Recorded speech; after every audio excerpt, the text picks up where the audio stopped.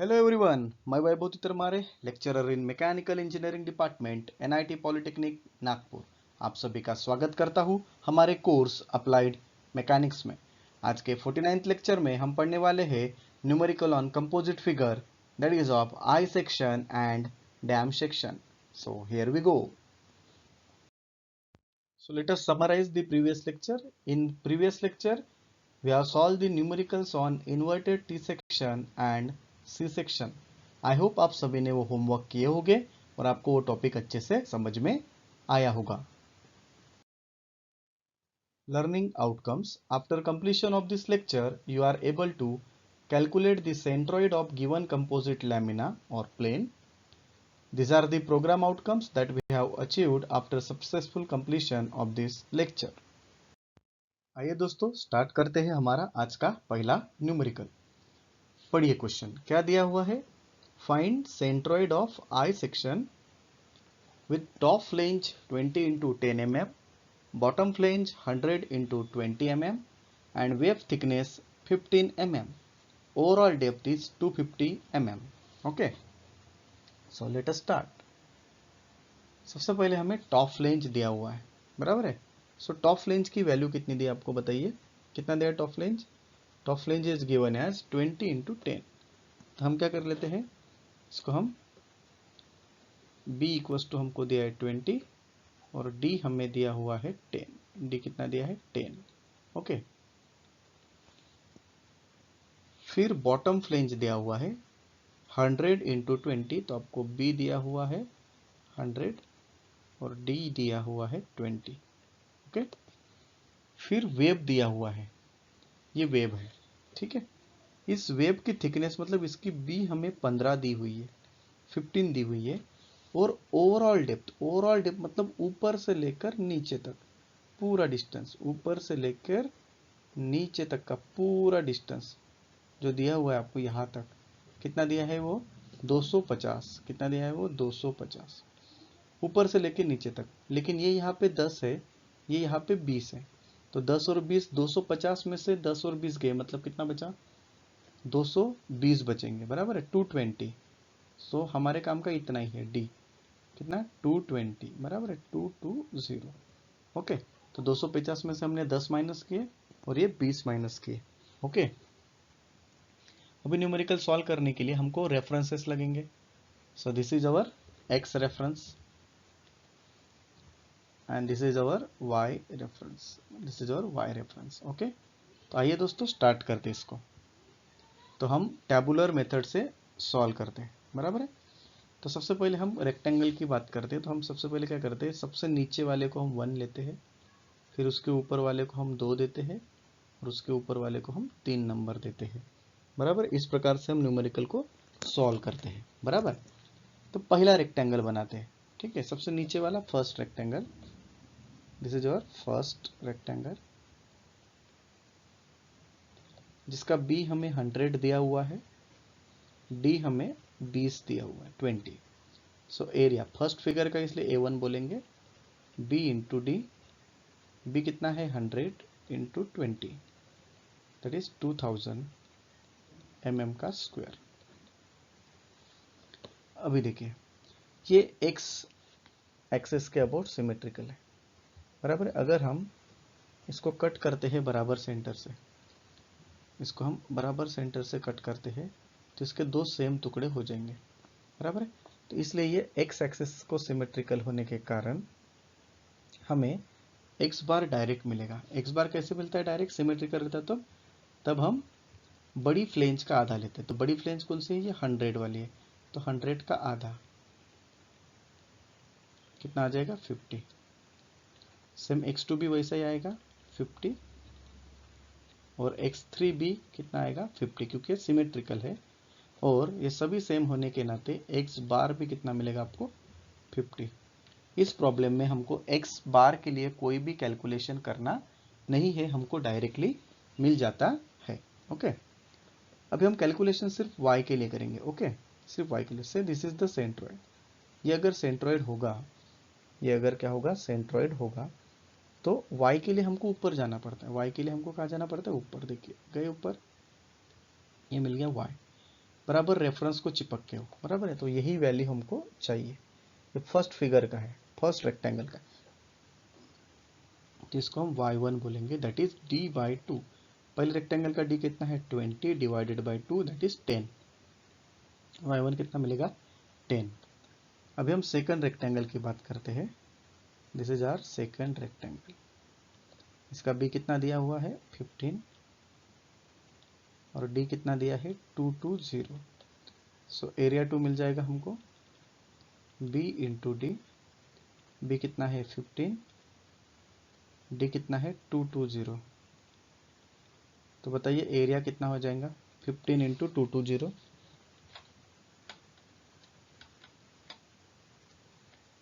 3300।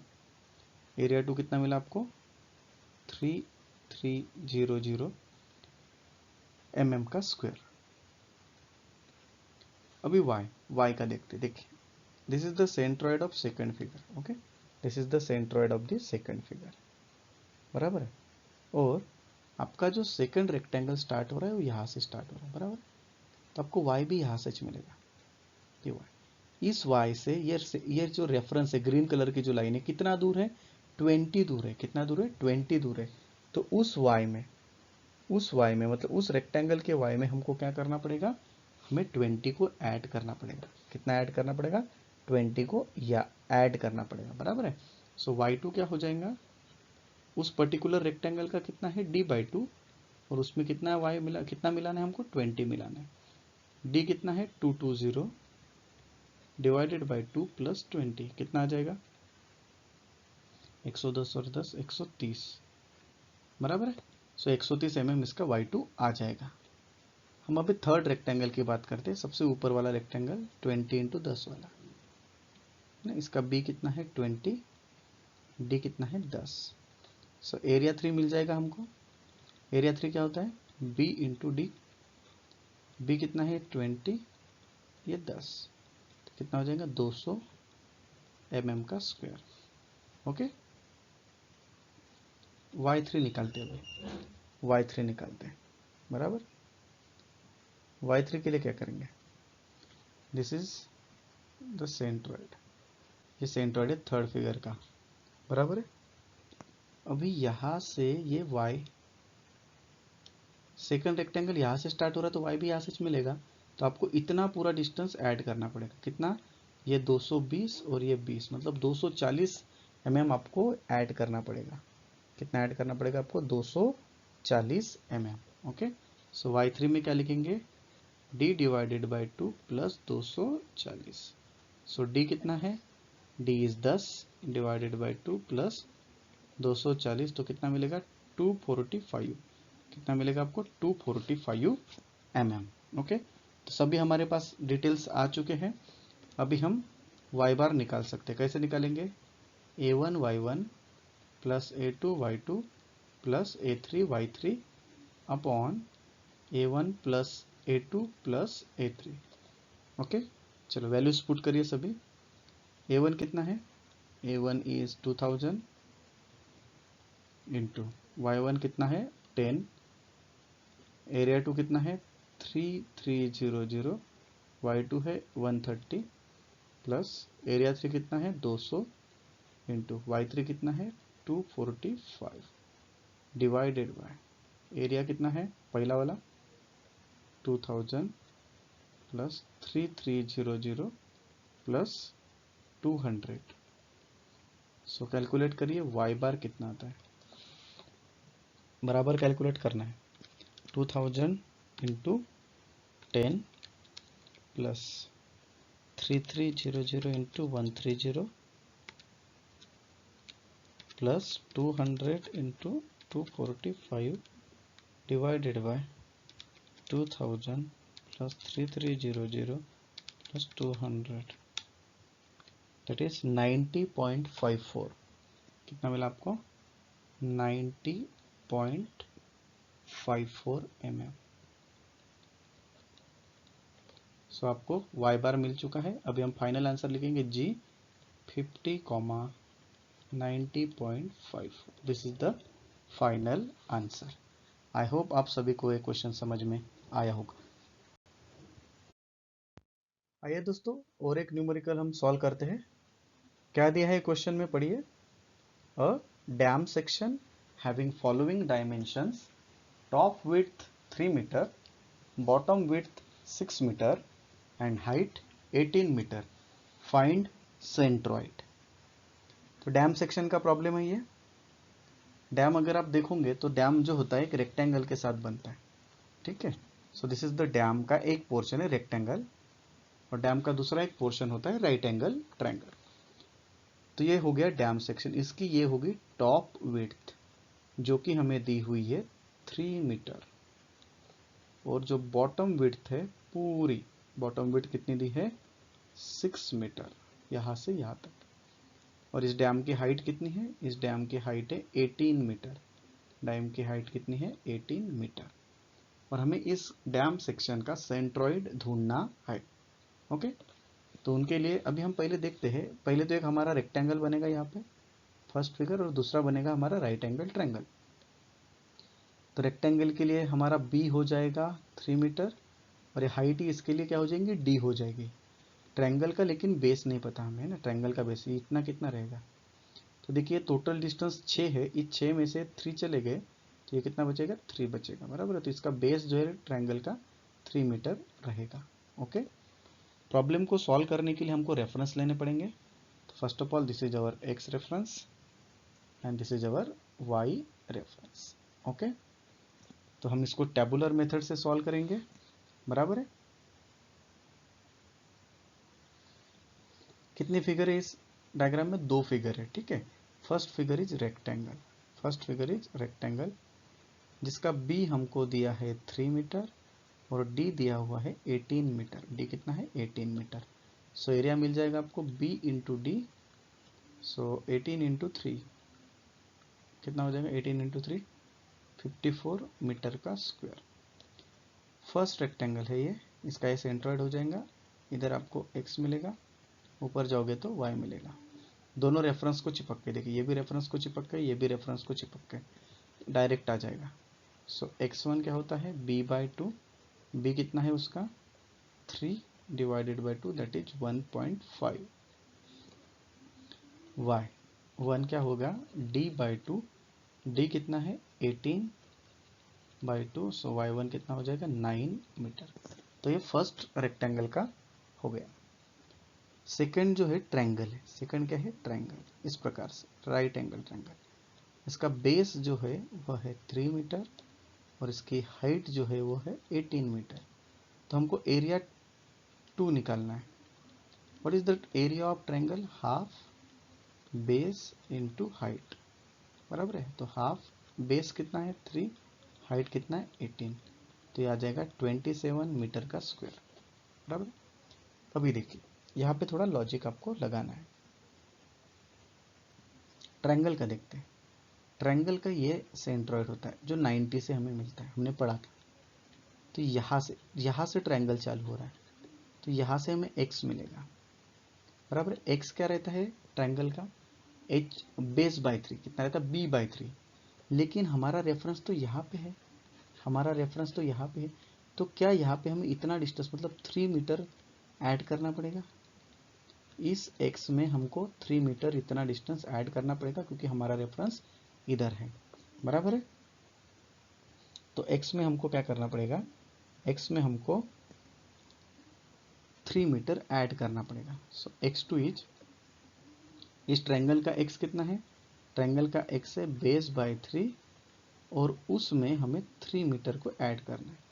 So base कितना है 3, base is 3 divided by 3 plus 3 it is 4 metre. आपको x2 कितना मिला 4 मीटर। y का कोई प्रॉब्लम नहीं है, y को आपको रेफरेंस से मिल रहा है। देखिए y आपको रेफरेंस से मिल रहा है यहाँ से, दिस इज और y जो रेफरेंस को यहाँ से चिपक के है, तो हमें कोई ऐड वगैरह करने की ज़रूरत नहीं है। ओके, सो y2 क्या करना पड़ेगा, y2 ट्रायंगल का y क्या रहता है h/3 रहता है, वो डायरेक्ट मिलेगा। ट्रायंगल का y क्या रहता है h/3, h कितना है 18 डिवाइडेड बाय 3, तो y2 मिलेगा 6, y2 कितना मिलेगा 6।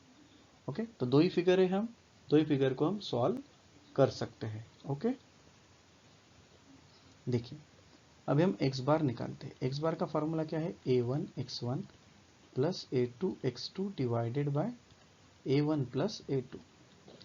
a1 कितना है, a1 इज 54, x1 कितना है 1.5, a2 कितना है 27, x2 कितना है 4 divided by a1 plus a2, 54 plus 27। तो बताइए x बार कितना आएगा, बराबर कैलकुलेट करिए। 54 multiplied by 1.5 plus 27 multiplied by 4 divided by 54 plus 27, it is 2.33। आपको एक्स बार कितना मिला, 2.33 मीटर, मीटर में दिया इसलिए मीटर। फिर वाई बार क्या रहेगा, a1 y1 plus a2 y2 divided by a1 plus a2। a1 कितना है 54, y1 कितना है 9 प्लस एरिया 2 कितना है 27 मल्टीप्लाइड बाय y2 कितना है 6 whole divided by 54 plus 27। Calculate करिए, 54 into 9, 27 into 6 divided by 54 plus 27, so it is 8, so y bar is how much, 8 meter. Okay, so इसका फाइनल आंसर हम क्या लिखेंगे, g, x की वैल्यू पहले 2.33 कॉमा y की value 8। This is your final answer. I hope आपको ये question समझ में आया होगा। Unit outcome, calculate the centroid of given composite lamina. In today's lecture, we have solved the questions on eye section and dam section. These are the program outcomes that we have achieved. These are the most likely questions asked in MSBT. आप सभी ने इन दोनों question को अच्छे से solve करना है। Okay, so thank you very much guys. In next lecture, we are solving the numericals on circle on rectangle and removed section. So तब तक के लिए हंसते रहिए, मुस्कुराते रहिए और मैकेनिक्स की प्रैक्टिस करते रहिए। Thank you.